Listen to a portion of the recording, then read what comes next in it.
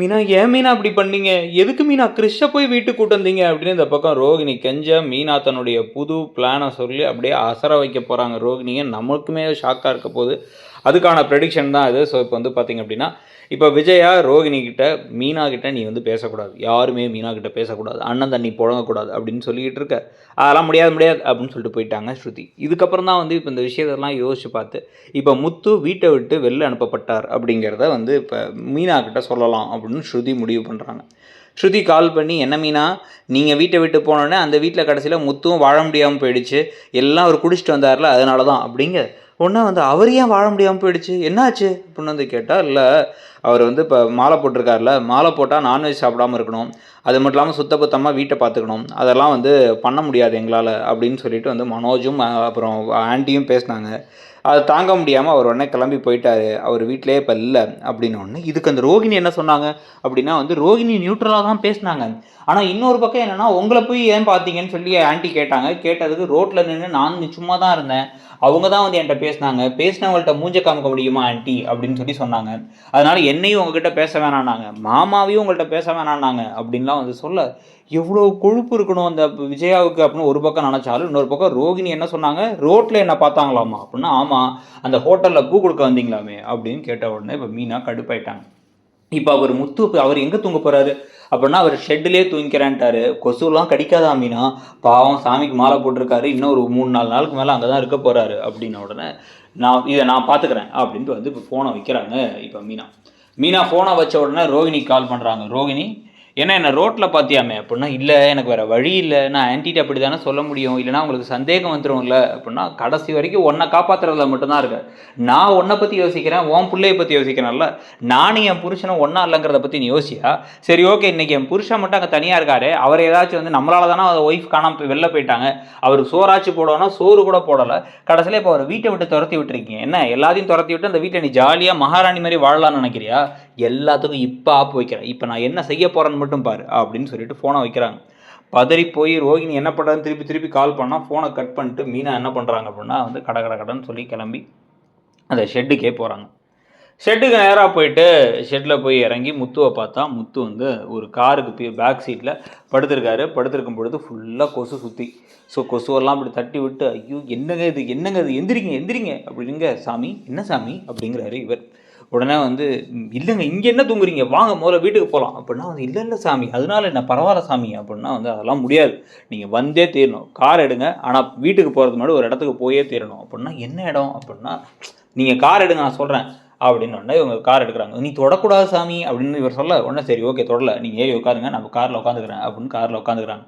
உட்காந்துட்டு வேகமாக கிளம்பி வந்து எங்கே போனால் இங்கே போங்க அங்கே போங்க அப்படின்னு சொல்லி கடைசியாக நிறுத்துகிற இடம் எதுன்னு வந்து பார்த்தா மகேஸ்வரியோட வீடு.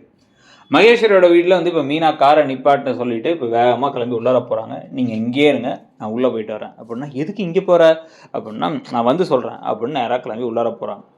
உள்ளார போனால் மகேஸ்வரி மீனாவை பார்த்தோன்னே ஷாக்காக அப்படியே மகேஸ்வரி ஒரு முறைச்சி உள்ளார வந்துட்டு, அப்போ உனக்கு எல்லாமே தெரியும் இல்லை, இதில் வேற வந்து ரோகிணி பக்கத்து நியாயத்தை கேளுங்களாம். என்ன பெரிய நியாயம், அதாவது நான் ஏமாற்றப்பட்டேன் அதனால் நான் இப்போ இவங்களை ஏமாத்துறேன் அப்படிங்கிறதான நியாயம், இது ஒரு நியாயம், இதில் வேற வந்து சுயநலம் முடிச்சு அவள் சுற்றுறா, அதுக்கு வந்து நீங்கள் எல்லாம் ஹெல்ப் அப்படின்ட்டு, எங்கே அவங்க அம்மா அப்படிங்கும்போது அவங்க அம்மா வராங்க. மீனா ரொம்ப தேங்க்ஸ் மீனா, எதையுமே நீ சொல்லலைன்னு சொன்னா, நீ வேற இப்போ வீட்டில் கூட இல்லைன்னு சொன்னா அப்படின்னா, ஆமாம் உங்கள் பொண்ணு அவள் புருஷனோட வாழணுங்கிறதுக்காக நான் என் புருஷனை பிரிஞ்சுட்டு இருக்கேன், ஆனால் அவள் அதை பற்றி கவலைப்படாமல் வந்து அவள் நல்லா ஜாலியாக சுற்றிக்கிட்டு இருக்கா, கடைசியில் இப்போ என் புருஷனையும் வீட்டை விட்டு துரத்திட்டாங்க அப்படின்னா, என்ன சொல்கிற அப்படின்னா, ஆமாம் எல்லாம் அப்படி தான் நடந்துச்சு, இதுக்கெல்லாம் ஒரே ஒரு வழி தான் இருக்குது, இப்போ கிறிஷ் என் கூட வரணும் அப்படின்னு. கிறிஷ் உன் கூட வரணுமா, என்ன மீனா சொல்கிற மீனா, அவளை பற்றி எதுவும் சொல்லிடாத மீனா, பாவம் மீனா, அவள் வாழ்க்கையை இப்போ தான் அமைச்சுக்கிறா, இப்போ தான் வந்து அவள் வாழ்க்கையில் கொஞ்சம் சந்தோஷமாக இருக்கேங்கிறா, நான் பண்ண தப்பு மீனா அப்படிங்கும்போது, இந்த பாருங்க யார் பண்ண தப்பு, நீங்கள் பண்ண தப்பு அவள் பண்ண தப்புலாம் கிடையாது, எல்லாரும் சேர்ந்து பண்ண தப்பு தான் இது, இந்த கடைசியில் இந்த தப்பில் என்னையும் உடந்தையாக்க பார்க்குறீங்க, என்னால் அந்த குற்ற உணர்ச்சியோட இருக்க முடியாது, நான் வந்து இப்போ கிறிஷை கூப்பிட்டு போகிறேன், ஆனால் வந்து கிறிஷ் தான் ரோஹிணியோட பையன் அப்படின்னு நான் சொல்ல போகிறதில்ல, நான் கூப்பிட்டு போயிட்டு அங்கே வச்சுப்பேன், இதுக்கப்புறம் கிறிஷ் எங்கள் கூட இருப்பான். கிறிஷை பார்க்கும் பொழுதெல்லாம் பயம் வந்து சீக்கிரமாக ரோஹிணி உண்மையை சொல்லணும், உண்மையை சொல்லலை அப்படின்னா ஒன்று அவன் வளரிடுவான், இல்லை அப்படின்னா நான் என்னைக்காச்சும் வந்து நான் உண்மையை சொல்லிட வேண்டியது நிர்பந்தம் ஆகிடும், நான் வந்து என்னால் இதுக்கு மேலே என் புருஷன்ட்ட மறைக்க முடியாது, என் புருஷனை பிரிஞ்சு இருக்க முடியாது, அவர் கஷ்டப்படுறதை பார்க்க முடியாது, ரோகிணி நல்லா இருக்கணுங்கிறதுக்காக அந்த உண்மை தெரிஞ்ச நான் குற்ற உணர்ச்சியில் சுற்றலாம், தப்பே செய்யாத அவர் ஏன் சுற்றணும், ஒழுங்காக கிறிஷை அனுப்பி விட்ருங்க, இல்லை அப்படின்னா நான் உண்மையை சொல்லி உங்கள் பொண்ணை இங்கே அனுப்பி விட்டுறேன் அப்படின்னு அவங்க பதறி போய் கிறிஷ் நீ மீனாண்டியோட போ அப்படின்னா கிறிஷ் ஐயா ஜாலி அப்படின்னு சொல்லிட்டு கொடுன்னு பேக்கெல்லாம் எடுத்துகிட்டு கிறிஷ் கிறிஷோட வெளில வராங்க மீனா.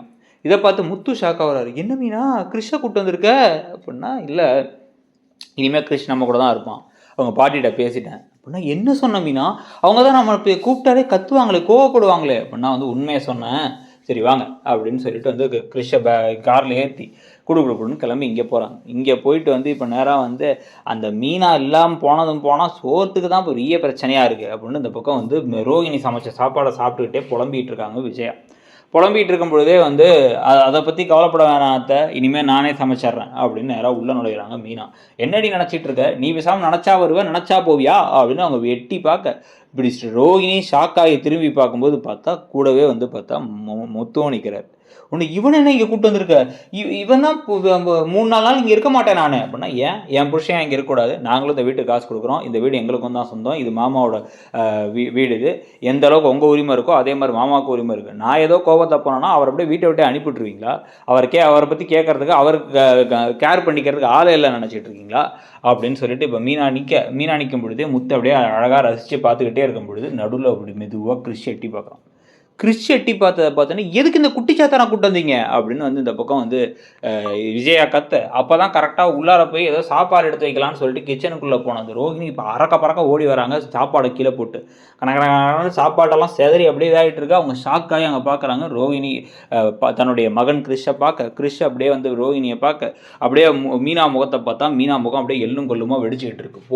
போச்சு எல்லாம் போச்சு, வாழ்க்கையே இன்றைக்கி முடிஞ்சு அப்படின்னு ரோகிணி நினைக்கும் பொழுதே இல்லை இவனோட பாட்டிக்கு உடம்பு சரியில்லையா திருப்பி, அதனால் ஒரு மாதம் எங்கள் கூட தான் இருப்பான், இங்கே தான் இருப்பான் அப்படின்ட்டு உள்ளார கூட்டு வரும் பொழுதே அப்படியே ரோகிணிக்கு அப்படியே பதப்பதாயிடுச்சு. அதெல்லாம் இப்படி நீ முடிவு பண்ணலாம், என்ன ஏதுன்னு இந்த பக்கம் அவன் மாலை போட்டிருக்கான், இன்னொருத்தனை கூட்டு வரேன்னு இந்த பக்கம் மனோஜும் விஜயாவும் கத்திட்டு இருக்கும் பொழுதே இங்கே தான் இருப்பாங்க. மாமா உங்களுக்கு ஓகே இல்லை அப்படின்னோடனே எனக்கு ஓகேமா அப்படின்ட்டாரு அண்ணாமலை. அவ்வளோதான் அப்படின்ட்டு இப்போ மீனாட்டு பேச்சிலே ஒரு கெத்தும் திமிரும் தெரியுது.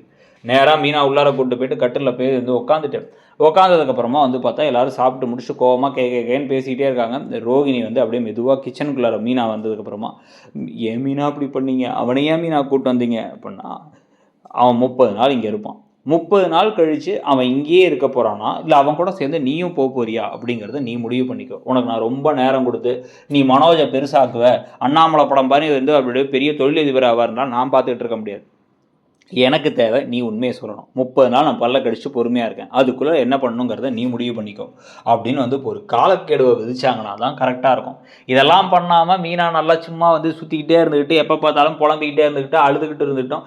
முத்து அதுக்கெல்லாம் கஷ்டப்பட்டு இருக்கிறதையும் பார்த்தா நமக்கு கோபமும் கடுப்பும் தான் வருது. ஸோ இதை பற்றி என்ன நினைக்கிறீங்க, இந்த கதை போகிற போக்கை பற்றி உங்களுடைய கருத்து என்னங்கிறத சொல்லுங்கள். மீனா செய்கிற காரியங்கள்லாம் உங்களுக்கு ஓகேன்னு படுதாங்கிறதையும் சொல்லிவிட்டு மறக்காமல் இடம்பொருள் சேனலையும் சப்ஸ்கிரைப் பண்ணிக்கோங்க. நம்மளுடைய இன்னொரு சேனலான இடம்பொருள் நவுல ரிவ்யூஸ் அண்ட் ஷார்ட்ஸ் எல்லாம் வரும், அந்த சேனலையும் சப்ஸ்கிரைப் பண்ணிக்கோங்க. அப்படி நமக்கு மறக்காமல் மற்ற ப்ரெடிக்ஷன்ஸையும் பார்த்து சப்போர்ட் பண்ணுங்கள். தேங்க்யூ.